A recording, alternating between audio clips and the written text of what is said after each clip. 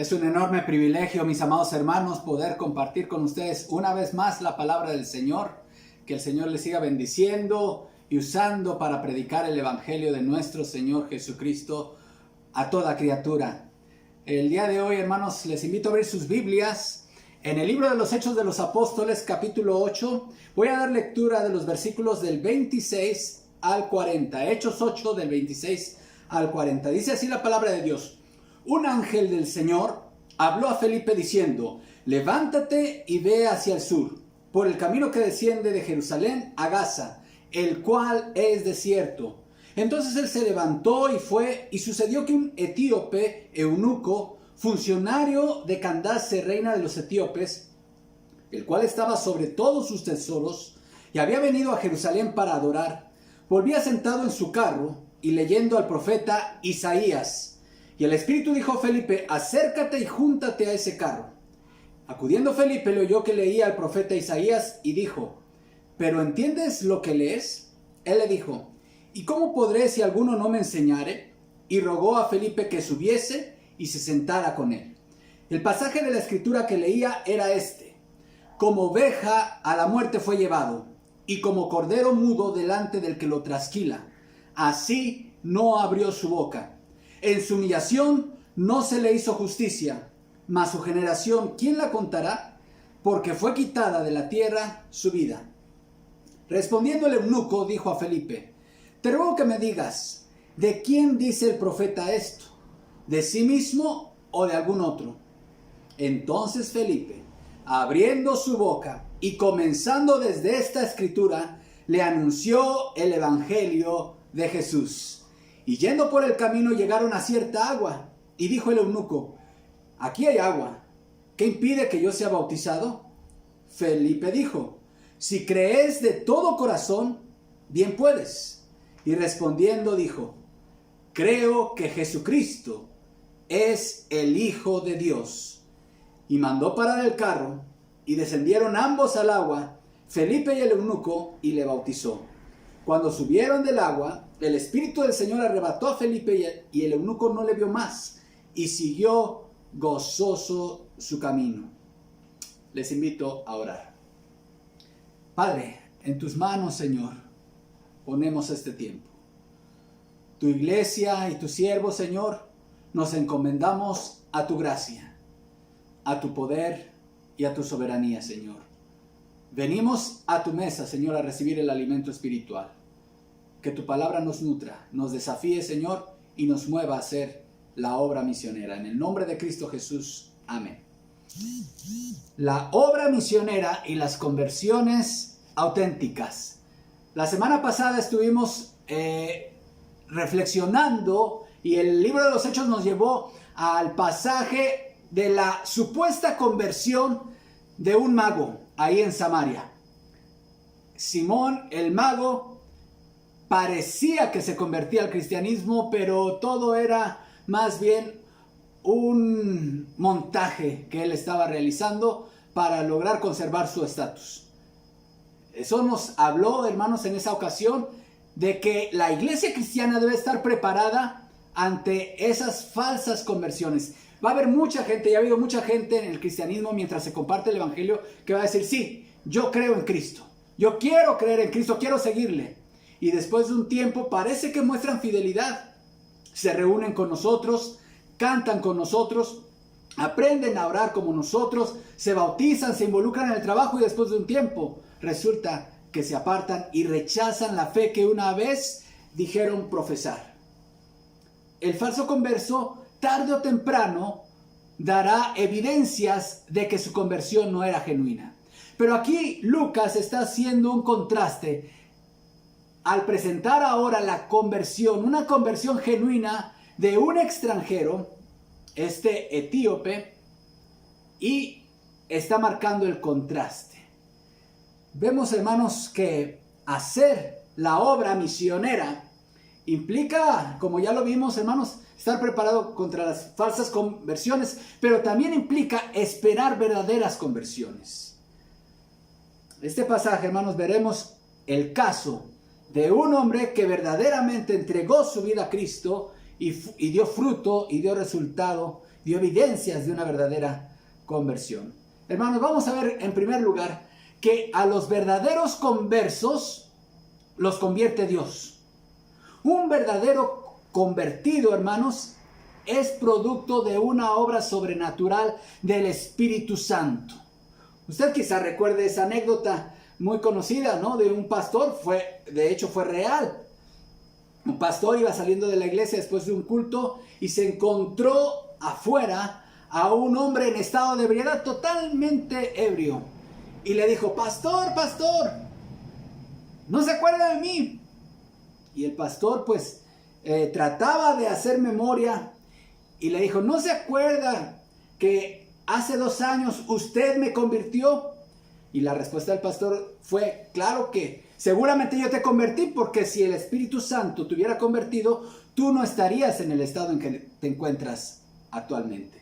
Así que las conversiones genuinas al cristianismo, a la fe cristiana, hermanos, no son obra humana, no son obra del predicador, pero tampoco son obra del que es a quien es predicado el evangelio. Es una obra del Espíritu Santo.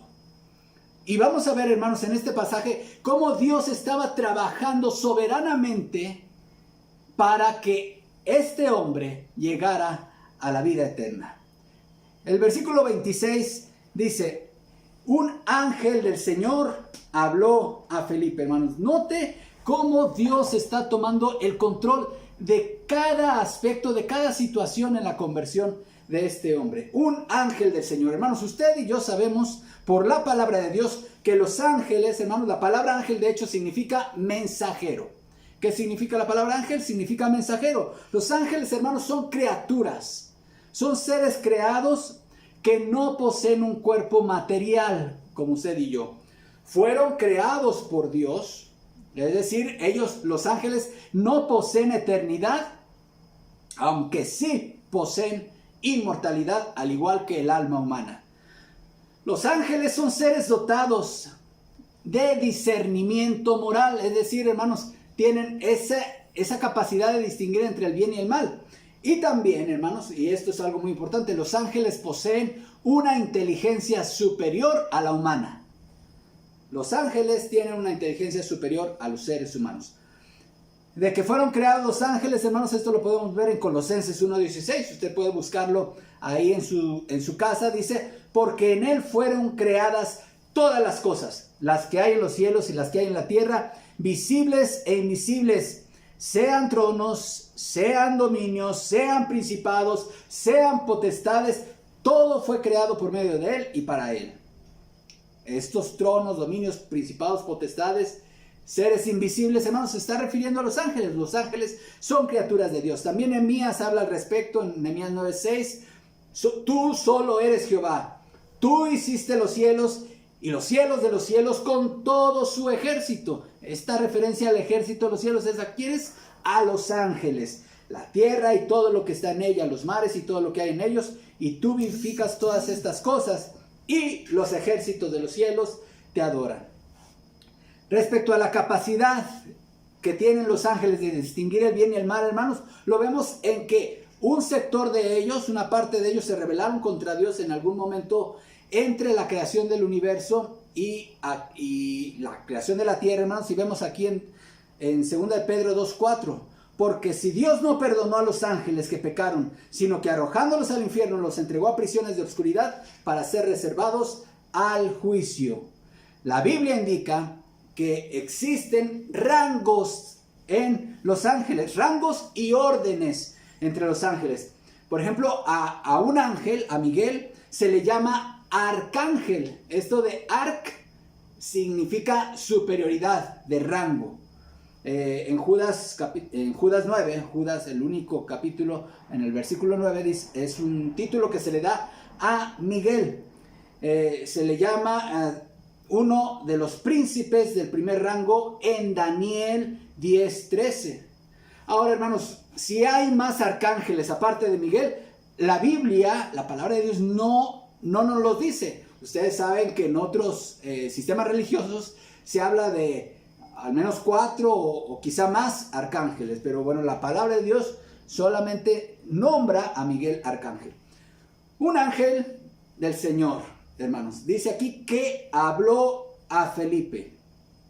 Ahora, yo no tengo ninguna duda de que esto realmente ocurrió, de que un ángel del Señor habló a Felipe y que Felipe de alguna manera escuchó una voz audible de un ángel. Él estaba seguro y no había duda en él de que un ángel del Señor le estaba hablando y le estaba dando instrucciones.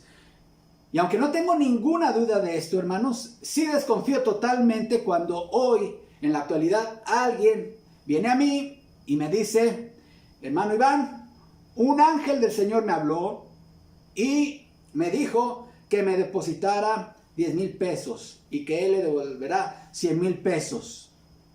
Esto es solamente un ejemplo, pero pueden ser muchos más. Muchos líderes religiosos en la actualidad, hermanos, de corte carismático y de otros movimientos de este tipo, generalmente usan este tipo de relatos ficticios diciendo, se presentan ante la congregación diciendo: un ángel me habló y me dijo que les dijera esto. Desconfía, no desconfíes de esto.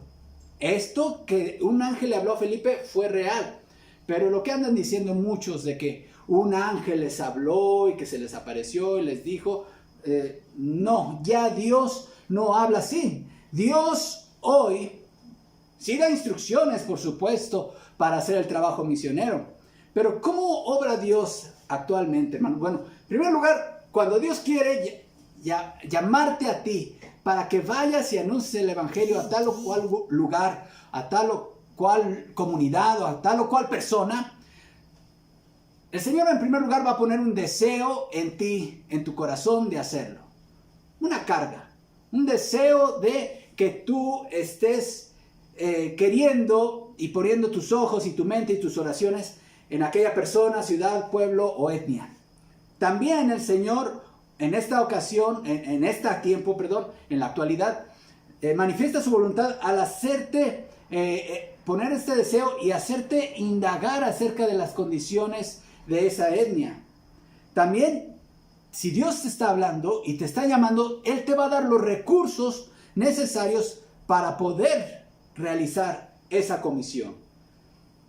Tu familia, y aquí principalmente si eres casado, tu esposa compartirá la misma carga y el mismo deseo. Estará de acuerdo en tu deseo. Es más, la opinión de la gente más espiritual y de liderazgo en tu iglesia local verán con buenos ojos este deseo que estás teniendo.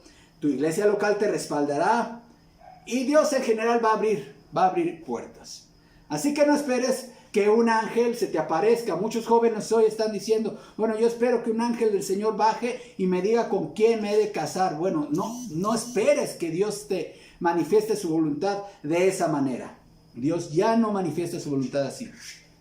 También el hermano John MacArthur, en su libro La Voluntad de Dios, da los siguientes puntos para conocer la voluntad de Dios en cosas específicas. Y él habla de 4 principios. El primero, la voluntad de Dios, y eso no hay duda alguna, es que seas salvo.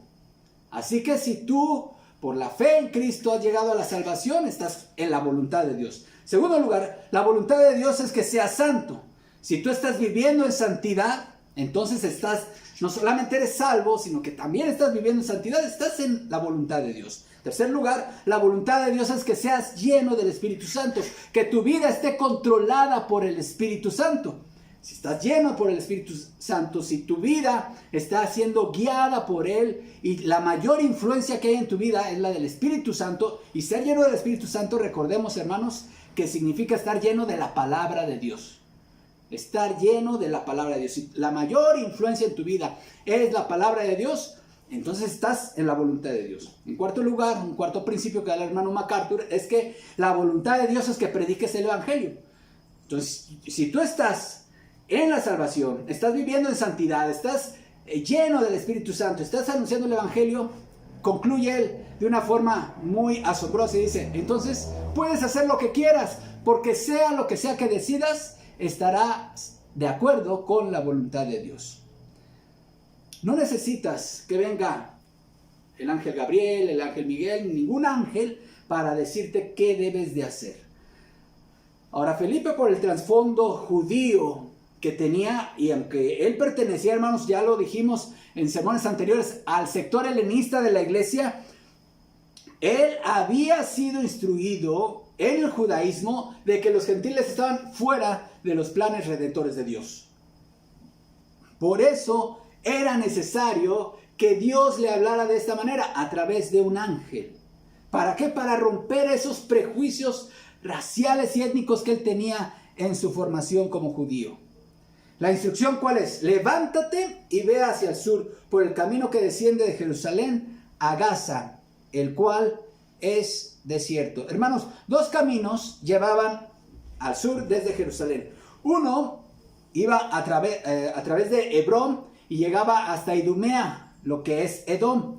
Y el otro camino, hermanos, se unía con el camino costero que llevaba hasta Gaza. Ahora, hermanos, la ciudad de Gaza, la que usted puede leer en el Antiguo Testamento, esa ciudad fue destruida en el año 1 antes de Cristo. Así que para las fechas de estos acontecimientos eran puras ruinas. Se había construido, sin embargo, una nueva ciudad con el mismo nombre, la Nueva Gaza, que estaba justamente por esa misma región.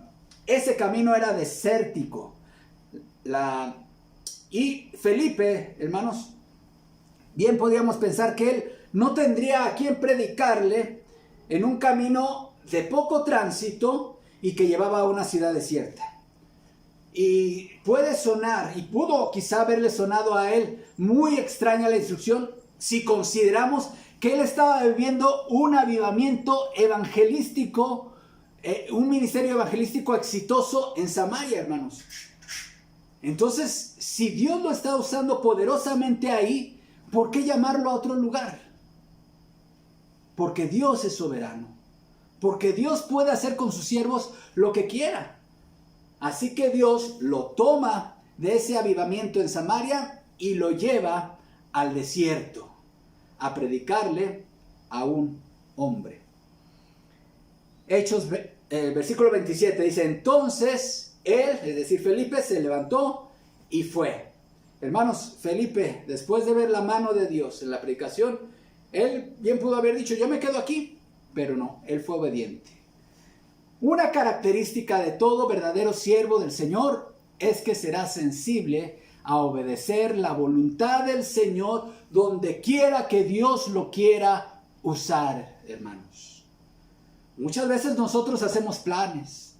Muchas veces nosotros sentimos que el llamado de Dios está en un lugar y de repente Dios te cambia todos los planes.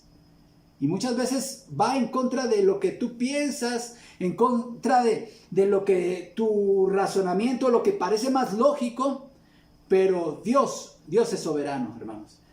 Y Felipe fue obediente. Dice aquí que se levantó y fue.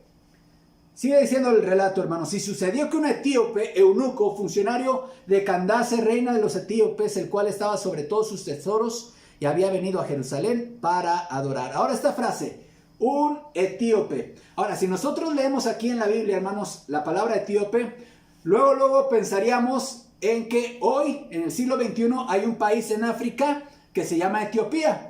Y entonces nosotros pensaríamos de inmediato, se refiere a un ciudadano de lo que hoy conocemos como Etiopía, pero en realidad no es el caso, hermanos. Este no es el caso. La palabra etíope, hermanos, significa literalmente los de rostro quemado. Los de rostro quemado. Y era una forma genérica, hermanos, en la cultura grecorromana para referirse a la gente de color. Lo que hoy muchos han usado el término negro, algunos incluso de forma despectiva para referirse a estas personas. ¿Y por qué era importante señalar que este hombre era una persona de color? Recordemos, hermanos, que Lucas, este médico misionero, está escribiendo muy probablemente desde Roma en el primer encarcelamiento de Pablo, este volumen de 2 tomos, que es el Evangelio de Lucas y el libro de los Hechos, teniendo en mente una audiencia gentil, muy probablemente las iglesias que habían sido fundadas por el apóstol Pablo. Ahora, esta audiencia estaba influida por la cultura grecorromana, Hermanos, y a usted le puede sorprender que ahora todo lo que se vive, el tema del racismo, hermanos, se estaba sentando sus bases en esta cultura grecorromana. Miren, Héctor Moreno Soto, que es un investigador de la UNAM, él está reseñando un libro escrito por Isaac Benjamín que se llama La invención del racismo en la antigüedad clásica. Y este investigador de la UNAM inicia su reseña con esta frase: no solo las ideas de libertad, democracia y filosofía fueron el principal legado de griegos y romanos, sino también los principios elementales de la discriminación y el racismo. El mismo autor dice que en otra parte de su reseña, hermanos, dice: la idea del linaje puro aparece por primera vez en Atenas durante el siglo V y se puede rastrear a lo largo del tiempo hasta llegar a Roma, donde se tenía la idea extendida de que los matrimonios mixtos solo hacen que la calidad fuera menor. Fin de la cita. Ahora, hermanos, este investigador nos está diciendo que ya en la Roma antigua existía la idea de razas superiores y de razas inferiores. Así que muchos probablemente estaban aquí teniendo conflictos étnicos y raciales, y además Dios soberanamente sabía que esto iba a ser un problema en el futuro. Así que Él sabiamente dejó este relato aquí, hermanos, para recordarnos que el plan redentor de Dios tiene incluidos a las personas de color. Para recordarnos que el racismo es un pecado. Por mucho tiempo a las personas de color se les denominó de una forma peyorativa y discriminatoria como negros, usando este término de una forma ofensiva, hermanos. Tristemente, la historia de la gente de color, usted lo conoce, es una historia de explotación, saqueo y esclavitud que todos conocemos, hermanos. Hoy nos puede resultar increíble que al analizar la historia, hermanos, muchos supuestos cristianos entre comillas, de otras épocas, en lugar de amar a estas personas y tratarlos con dignidad, los consideraron como un objeto más de su propiedad, al mismo nivel que su vaca, que su caballo, que sus perros. Estos cristianos entre comillas, colonialistas, cuyo Dios no era evidentemente nuestro Señor Jesucristo, sino su Dios era el dinero y el poder, no reconocieron que la gente de color son portadores de la imagen divina, al igual que todos los seres humanos. Y por lo tanto su vida es igualmente valiosa a la de todas las personas. Hermanos, todavía entrando el siglo XX, la primera mitad, había una pseudociencia que le llamaban racismo científico, que trataba de demostrar, y es una pseudociencia porque la comunidad científica internacional ha rechazado esto como una verdadera ciencia, pensaban que se podía demostrar que biológicamente había razas superiores que otras, hermanos. Es increíble que todavía, con tanto avance, el racismo siga imperando en la mente de tantas personas. Y de tantas personas aún diciéndose cristianas. ¿Qué es el racismo? El sociólogo británico Michael Banton define el racismo como la doctrina que establece que el comportamiento del hombre se determina por la herencia de caracteres derivados de poblaciones que al estar separadas en origen generan atributos distintivos y generalmente se consideran dentro de relaciones de superioridad e inferioridad frente a otros pueblos. Otra definición de racismo la da Albert Memmi, sociólogo franco. Él define racismo de la siguiente manera: la valoración generalizada y definitiva de diferencias biológicas reales o imaginarias en ventaja de quien lo impone y la desventaja de su víctima, con el fin de justificar la agresión. Todavía hay muchas personas en los Estados Unidos que vivieron la lucha por los derechos civiles de las personas de color que encabezó el pastor bautista Martin Luther King Jr. Y uno de sus discursos más memorables en toda la historia norteamericana es el discurso de Martin Luther King: yo tengo un sueño. Él fue asesinado debido a su sueño de ver que todos los seres humanos no hagamos diferencias por el color de nuestra piel. Nelson Mandela, otro ejemplo, en Sudáfrica, fue un hombre destacado por su lucha contra la política del apartheid en su país. Actualmente usted y yo conocemos el movimiento Black Lives Matter. La vida de las personas negras importan. Este movimiento empezó en 2013 siendo un hashtag. Un año después de la muerte de Trayvon Martin en Florida. Martin, un joven de 17 años, un joven negro, murió en 2012 a manos de George Zimmerman, un capitán de vigilancia del vecindario en Sanford, cuando regresaba caminando a la casa de la prometida de su padre en Sanford, Florida, tras parar en una tienda a comprar unos bocadillos. Zimmerman recordó que le disparó a Martin alegando defensa propia, pero fue absuelto tras un mediático juicio. Este movimiento cuyo lema es "Las vidas de las personas negras importan", se fundó precisamente en respuesta a la absolución del asesino de Trayvon Martin. Lo que inició como un movimiento en redes sociales tomó un gran impulso tras la muerte del joven negro Michael Brown en 2014 a manos de un policía blanco. Desde entonces se convirtió en una organización que se ha expandido desde no solamente Estados Unidos, sino ha llegado a Canadá y al Reino Unido. La misión de esta organización es erradicar la supremacía blanca e intervenir a través del poder local en la violencia infligida en las comunidades negras por el Estado y los vigilantes. Dice esta página de este movimiento: trabajamos para un mundo donde las vidas de los negros ya no sean sistemáticamente objeto de muerte, dice la página web. Es bastante lamentable, hermanos, que sectores evangélicos de corte fundamentalista, que por cierto han sido históricamente más cercanos al racismo, desde sus púlpitos han tratado de desprestigiar todo movimiento que se alza, todo movimiento social como este que menciono, para dignificar la vida de las personas de color. Pero el problema del racismo, hermanos, es el pecado. Ese es el origen del racismo. El racismo es un pecado, es algo que sigue prevaleciendo en el pensamiento de muchas personas que no conocen a Dios. ¿Qué se necesita para ser racista? ¿Qué se necesita para reírse de chistes racistas? ¿Qué se necesita para justificar la violencia por cuestiones de color de la piel?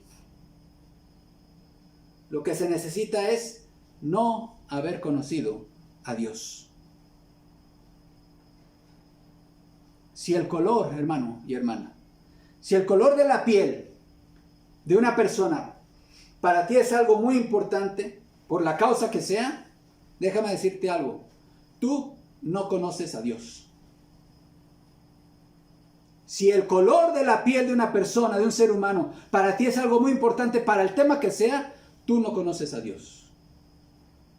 Cristo ama a los niños por doquier. No le importa su color a Jesús el Salvador. Cristo ama a los niños por doquier. ¿Por qué enseñamos estos cantos a los niños cuando son cosas que mucha gente insiste en no creer en la vida real? O quizá creemos, o piensen muchos, gracias a Dios, yo no me considero en ese sentido, pero ¿cuánta gente, hermanos, en el mundo sigue teniendo pensamientos racistas? Que piensan que Cristo puede amar a los niños de todos los colores, pero ellos no. El racismo en todas sus formas es un pecado. ¿Son bienvenidas las personas de color a unirse a la iglesia de Cristo? Por supuesto que sí. Nunca más exista una iglesia para blancos y una iglesia para negros. Dice este relato que este hombre era etíope eunuco funcionario de Candace, la reina de los etíopes.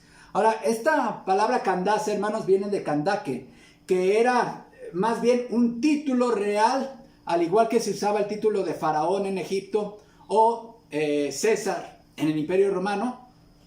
A las reinas madres de este reino de Cush se le denominaban Candace.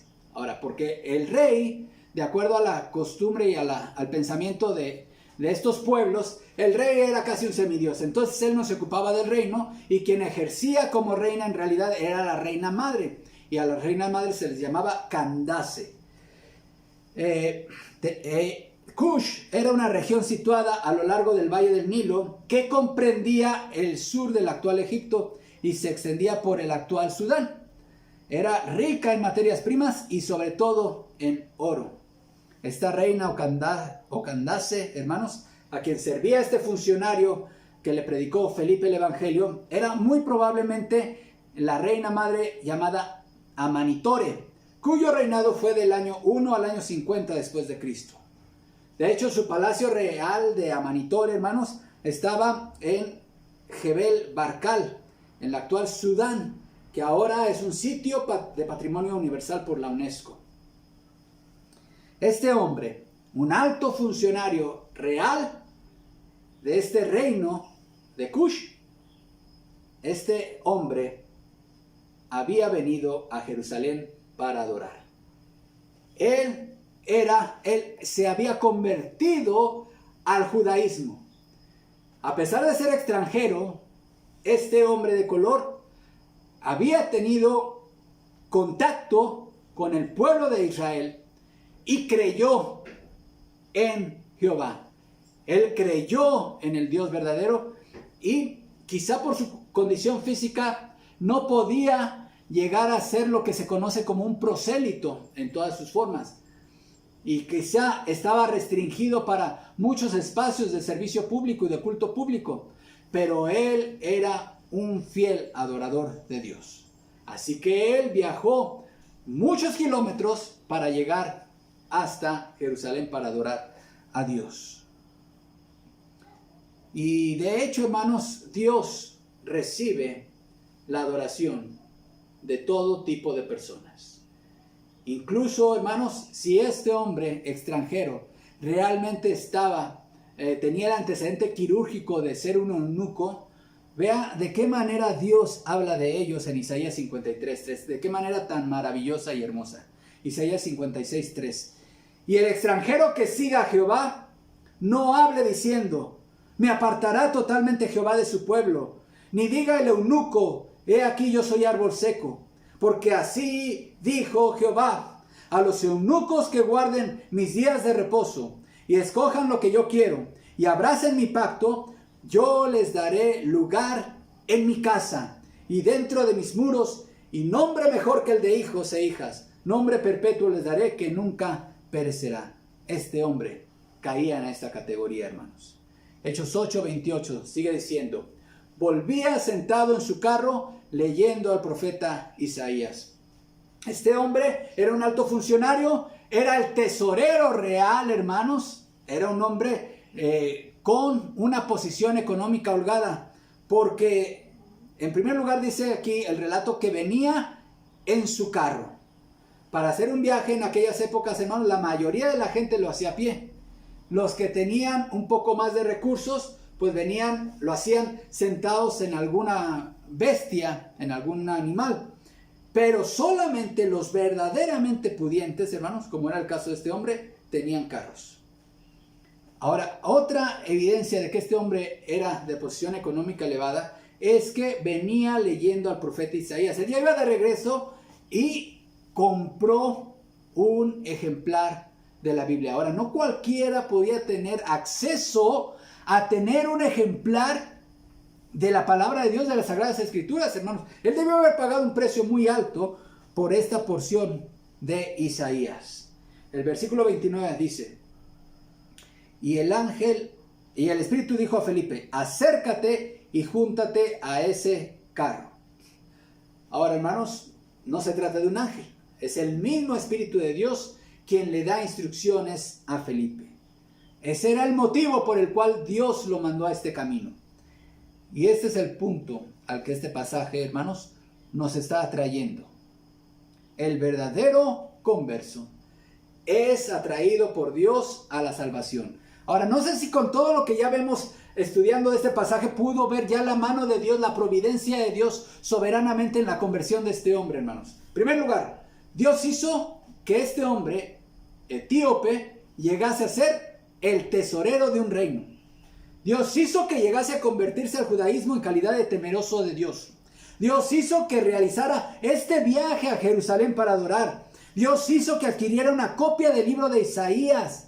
No compró Salmos, no compró otro libro, hermanos, compró Isaías. Dios hizo que la porción que estuviera leyendo en el camino de regreso, hermanos, fuese precisamente lo que hoy es nuestro capítulo 53 de Isaías, el siervo sufriente. Otra señal de la evidencia de la providencia de Dios, hermanos, es que Dios mandó a un ángel que le dijera a Felipe, le diera la orden de acudir a este camino desértico. Dios mandó a Felipe a acercarse a su carro. Dios abrió el corazón del eunuco para que confesara a Cristo como el Hijo de Dios. Y Dios hizo que pasaran también por cierta agua para que fuese bautizado. ¿Quién hizo todo? Dios. ¿Quién hizo todo para que tú y yo nos convirtiéramos en cristianos, hermanos? No fue nuestra inteligencia, no fue nuestra prudencia ni nuestra moral. No fue nada de no fuimos nosotros, no nos convertimos nosotros. Dios nos trajo a Él. Él toma la iniciativa. Él se lleva toda la gloria en nuestra conversión, en nuestra salvación. Sigue diciendo este pasaje. Acudiendo Felipe, le oyó que leía al profeta Isaías y dijo, ¿pero entiendes lo que lees? Ahora, hermanos, usted puede sonarle raro porque ahora nosotros leemos en silencio, ¿no? Cada quien está leyendo, imagínense en la casa que todos estemos leyendo y todos en voz alta. Pero la costumbre de leer en silencio no estaba establecida en esta época. La gente, por lo general, los pocos que sabían leer, lo hacían en voz alta. El pasaje de la escritura que leía era este: como oveja a la muerte fue llevado, y como cordero mudo delante del que los trasquila, así no abrió su boca. En su humillación no se le hizo justicia, mas su generación, ¿quién la contará? Porque fue quitada de la tierra su vida. Respondiendo el eunuco, dijo a Felipe, te ruego que me digas, ¿de quién dice el profeta esto? ¿De sí mismo o de algún otro? Entonces Felipe, abriendo su boca y comenzando esta escritura, le anunció el evangelio de Jesús. Este hombre tenía conocimiento del Dios verdadero a través del judaísmo, pero necesitaba tener la vida eterna a través de poner su fe en Jesús. Necesitaba el evangelio de Jesús. Hermanos, nadie puede llegar a ser un verdadero convertido si no es a través de la predicación del evangelio de Jesús. Sin este mensaje, hermanos, este mensaje glorioso de que Dios mismo envió a su Hijo, Dios se encarnó en la persona del Hijo de Dios, nació, vivió, irrumpió en nuestra historia, vivió una vida perfecta, cumplió perfectamente con la ley de Dios, fue crucificado y al morir pagó la pena por nuestro pecado. Fue sepultado y Dios lo resucitó al tercer día, hermanos. Sin ese mensaje y sin aceptar y entender las condiciones que tiene para nuestra vida, la vida de cada uno de nosotros, esa vida, muerte y resurrección de Cristo, nadie puede ser salvo. Ese es el mensaje que debemos predicar a todas las naciones, a todos los pueblos, a todas las personas, sin importar su condición social, sin importar si son ricos o pobres, si son funcionarios del gobierno o no, sin importar su color de piel. Todos deben de escuchar, todos deben de saber quién es Jesús. En segundo lugar, hermanos, el verdadero converso da testimonio público de su fe en Jesús. Y aunque, como ya vimos, también los falsos conversos pueden dar una aparente, de forma externa, un testimonio de Jesús, pero solamente los verdaderos, su testimonio es un testimonio de poder. Hechos 8:36 dice, yendo por el camino, Llegaron a cierta agua y el eunuco dijo, aquí hay agua, ¿qué impide que yo sea bautizado? Felipe dijo, si crees de todo corazón, bien puedes. Y respondiendo dijo, creo que Jesucristo es el Hijo de Dios. Y mandó parar el carro y descendieron ambos al agua, Felipe y el eunuco, y le bautizó. ¿Qué impide que alguien sea bautizado? ¿Cuáles son los requisitos para que alguien sea bautizado? El único requisito, de acuerdo a este pasaje de la Biblia, es creer verdaderamente, como dice Felipe, si crees de todo corazón. No le dijo si crees, sino si crees de todo corazón. ¿Si crees en qué? En ese evangelio que te he venido predicando a partir de Isaías.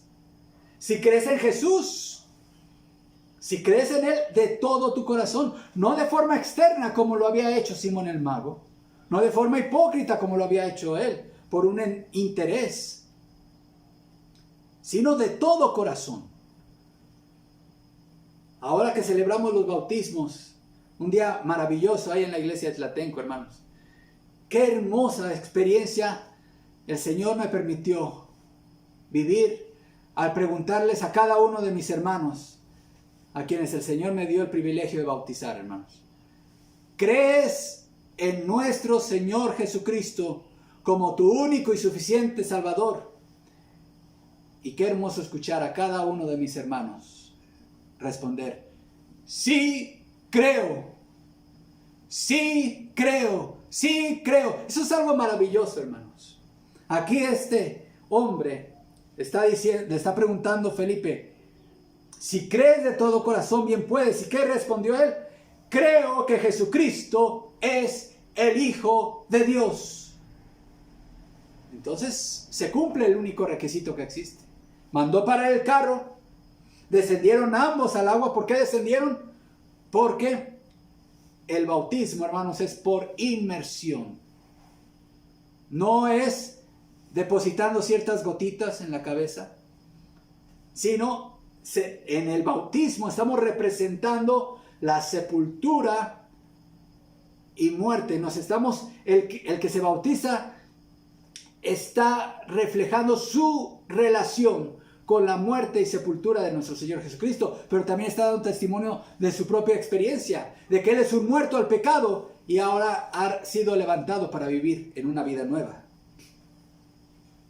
Ya hemos dicho, hermanos, que también los falsos conversos se bautizan, pero solo un verdadero cristiano, un verdadero converso, cree de todo corazón en Jesús.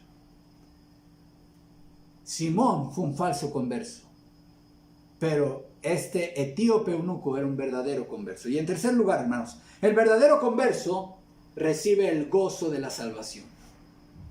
Una de las primeras evidencias de que alguien ha nacido de nuevo verdaderamente es que va a vivir una vida de gozo. La vida cristiana, hermanos, no es una vida de aburrimiento. La vida cristiana no es una vida para que te vuelvas y adquieras una religiosidad que te va a tener siempre una cara de amargura, de tristeza o de sobriedad. La vida cristiana es para vivirla con gozo. Ya lo vimos, hermanos. ¿Qué pasó? ¿Cuál fue la reacción de los samaritanos cuando creyeron el evangelio? Había gran gozo en aquella ciudad. ¿Qué pasó con este hombre después de haber creído en Jesús, hermanos? Siguió gozoso su camino. Mientras que a Simón el mago, el falso converso, después de su supuesta conversión, hermanos, en realidad él nunca conoció el verdadero gozo, porque Pedro le dijo, en hiel de amargura veo que estás. Hermanos, alguien que no es cristiano, alguien que no ha experimentado la salvación verdaderamente en Cristo, está en hiel de amargura, es un amargado. Pero un cristiano no puede ser amargado, hermanos. Un cristiano es alguien gozoso, alguien que tiene el gozo de Cristo en su corazón. ¿Notan cómo está ligada, hermanos, el gozo con la fe en Jesucristo? El mundo nos quiere presumir su gozo a los cristianos, hágame favor, hermano. Ellos piensan que deleitarse en el pecado, que vivir en la inmundicia, en rebelión contra Dios, es la vida de mayor placer y felicidad. Eso nos quieren vender a los cristianos. Pero si hay algún ser humano, si hay una persona en el mundo que tiene motivos para vivir gozosos toda su vida, hermanos, ese es el cristiano. Aquel cuyos pecados han sido perdonados. Aquel que tiene una esperanza de vida eterna en Cristo. Que tiene a Dios por Padre. ¿Qué más necesitamos? ¿Otras razones para ser gozosos, hermanos? Somos herederos del reino de los cielos. Ser cristiano no significa andar con caras largas todo el tiempo.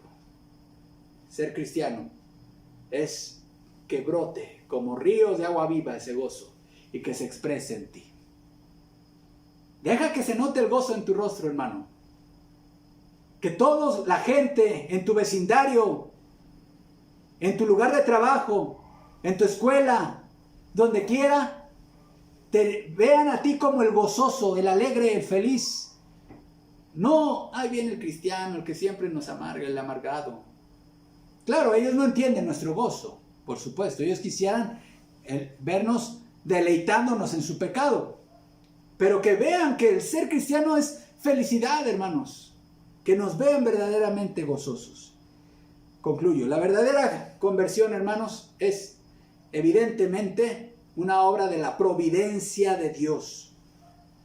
Hay un testimonio poderoso, verdaderamente genuino y poderoso en la fe en Cristo, y se experimenta el gozo de la salvación.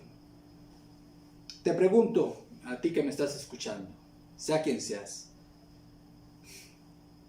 ¿has encontrado la verdadera salvación en Cristo? ¿Estás seguro de que todos tus pecados han sido perdonados? ¿Puedes decir con toda seguridad que tú estás reconciliado con Dios? ¿Puedes decir con toda seguridad que te identificas con la experiencia de este hombre etíope eunuco? Si tu respuesta es sí, déjame decirte que tú eres un hijo de Dios. Si tu vida ha sido transformada por el poder de Jesús y estás viviendo en santidad, Dios espera que tú, al igual que Felipe, le anuncies el evangelio a otras personas que no tienen a Jesús como su Salvador. ¿Amas verdaderamente a todas las personas, sin importar su condición social, sin importar su color de piel? ¿Qué estás dispuesto a hacer, hermano, para que eliminar el racismo en todas sus formas? Hermano, los mexicanos también somos racistas. Aquí en México hay racismo, aquí se discrimina a los pueblos originarios, a las personas que pertenecen a un grupo étnico, son discriminadas todos los días en nuestra sociedad. ¿Qué estás dispuesto a hacer tú como cristiano para erradicar el racismo del mundo? ¿Estás predicando el evangelio a otros?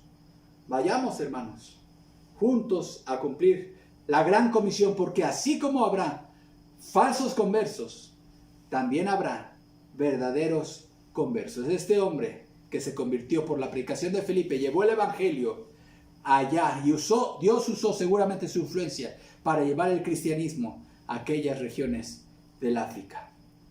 Pero ¿qué de ti? ¿Qué de mí? ¿Qué estamos haciendo porque los pueblos no alcanzados se conviertan en pueblos alcanzados? Que el Señor nos conceda, en su gracia, ser movidos a misericordia para dejar de pensar en nosotros mismos, dejar de ser iglesias que se sirven a sí mismas y empezar a ser iglesias para servir a un mundo que está sin Cristo y que nos necesita para predicarles el evangelio. Oremos. Padre, a ti doy la gloria y la honra. Gracias por tu palabra. Gracias por este relato de la conversión de este hombre a quien tú usaste. Tú moviste todas la situación, las circunstancias para que este hombre llegara a la salvación, Señor. Así es como tú nos salvas, Padre. Así es como tú nos traes a ti. Señor, mueve también nuestro corazón para ser sensibles y acudir a tu llamado, a las misiones y a la obra misionera. En Cristo Jesús oramos. Amén. Que el Señor les bendiga, hermanos.